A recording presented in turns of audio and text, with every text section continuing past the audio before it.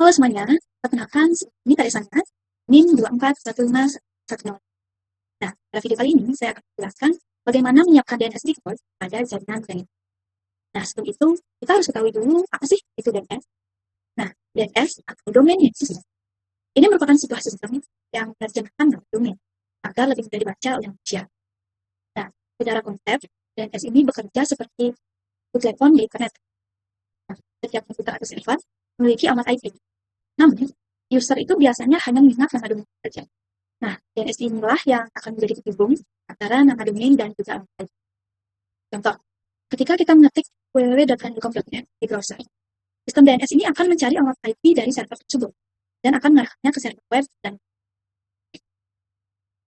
Nah, dalam hal ini, kasus yang kita gunakan adalah organisasi bernama Ganweb. Nah, organisasi ini memiliki dua domain. Yang pertama ada Ganweb lokal yang diperuntukkan untuk jaringan internet. Kemudian yang kedua ada Ganweb.net yang diperuntukkan untuk layanan publik. Nah, ada beberapa server yang digunakan dalam Ganweb ini yang nanti akan dibuatkan DNS record-nya agar bisa diakses dengan domain. Nah, yang pertama ada web 1, web server. Nah, web 1 ini termasuk ke dalam jaringan web. Dan yang kedua ada mail atau server email. Nah, ini juga termasuk ke dalam layanan publik, ke dalam jaringan layanan publik. Nah, kemudian ada DB atau database server. Nah, ini termasuk ke dalam layanan jaringan itu. Kemudian ada files atau file sharing. Ini termasuk ke dalam layanan. Dan kemudian ada proxy atau disebut dengan gateway. Nah, ini termasuk ke dalam layanan ini. Nah, untuk membuat sistem ini bisa berjalan, kita perlu menambahkan record DNS. Nah, berikut ada jenis-jenis record yang digunakan dalam jaringan streaming. Nah, yang pertama ada A-record.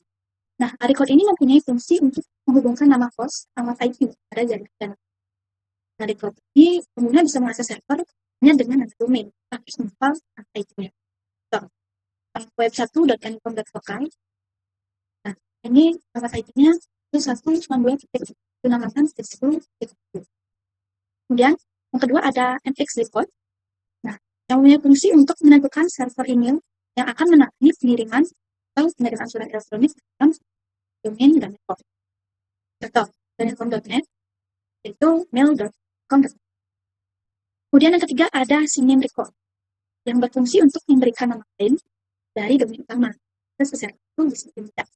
Contohnya www.handlecom.net itu hanya adalah web1.handlecom.net.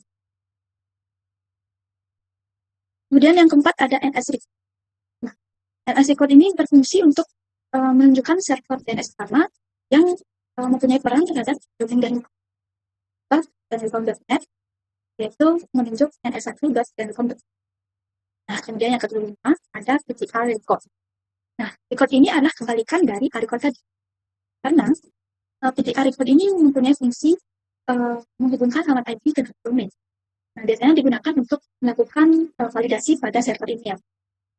Nah, yang terakhir ada TXT record. TXT record ini berfungsi untuk menyimpan informasi tambahan berupa teks. Nah, biasanya record ini digunakan untuk keamanan atau verifikasi pada domain.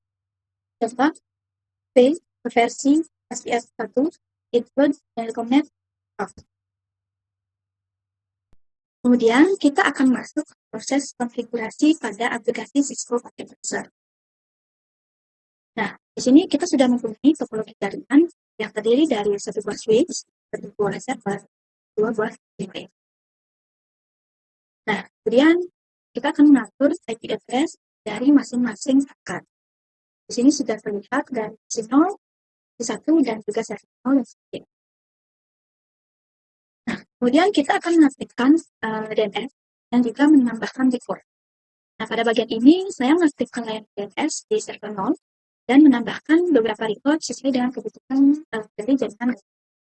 Nah, yang pertama ada mail.lokal dengan tipe A-record dan diarahkan ke IP 192.168.10.20 sebagai mail server. Nah, kemudian ada web1.com.local dengan tipe A-record ke IP 192.168.10.10 sebagai web server. Nah, saya juga menambahkan CNAME untuk www.ganicom.local agar bisa menjadi nama lain alias di website itu. Dan juga ada domain publik www.ganicom.net supaya bisa diakses dari luar Jawa. Nah, dengan konfigurasi ini, DNS server bisa menerjemahkan nama domain ke IP address sesuai dengan fungsi. Nah, kemudian dilakukan pengujian DNS dari PC klien kan privat ini. Nah, yang pertama ada pengujian di PC 0. Nah, di PC 0 ini saya melakukan 2 kali pengujian. Kan. Nah, pertama saya mengetik ping www.netcom. Nah, yang menghasilkan balikan dari IP. Dari IP 192.168.10.10 yang merupakan alamat dari server. Nah, kemudian artinya DNS server ini berhasil menerjemahkan nama domain www.ganicom.net ini menjadi alamat IP yang benar. Nah, kemudian saya coba menguji koneksi langsung ke IP dengan mengetik ping 192.168.10. Nah, hasilnya juga berhasil. Semua paket tersebut terkirim tanpa adanya error.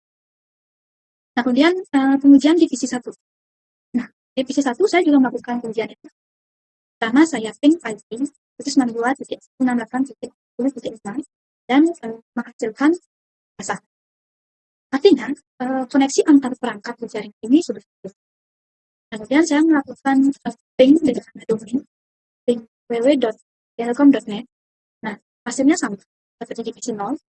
Domain tersebut berhasil diterjemahkan menjadi IP 192.168.10.10 dan menghasilkan balasan. Nah, ini membuktikan kalau DNS bisa digunakan oleh semua klien